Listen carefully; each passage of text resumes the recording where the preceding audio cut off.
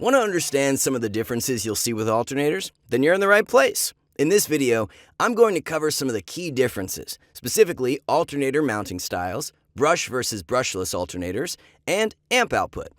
We'll start with mounting styles because that's one of the first decisions you make when selecting an alternator. The alternator is mounted onto the engine usually one of two ways, either with a hinge mount or a pad mount. The hinge mount has two mounting feet and one adjusting ear. You'll generally see the hinge mount used on older vehicles. Hinge mounts can use either a short hinge or a long hinge. If you have an adjustable slide bracket mount, then either size can be used, and you don't need to modify the mount in any way. Now let's talk about the pad mount, which has become increasingly popular in recent years, so much so that almost all over-the-road vehicles use this mounting style. The pad mount is stationary, with 4 mounting pads bolted directly to the engine block. The mounting bracket can generally accommodate both long mounting pads and short mounting pads. This is important because it means alternators are interchangeable on the application. Moving on, let's talk about brush versus brushless alternators. A brushed alternator uses carbon brushes to help conduct electricity, while a brushless alternator uses 2 sets of rotors that spin together to generate and transfer the electrical current.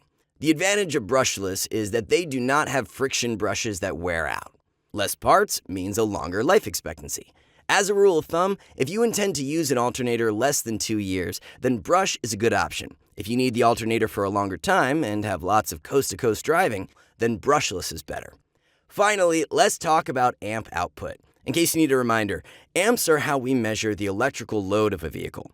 And you need to know that in order to select an alternator. Here's why. You always want an alternator with a higher amp output of at least 20 to 30% more than what is needed. A good way to think about it is that for every 60 amps a vehicle needs, you want 78 amps of alternator. Let's translate that into real-life examples. For a day cab, that usually means about 130 to 160 amps.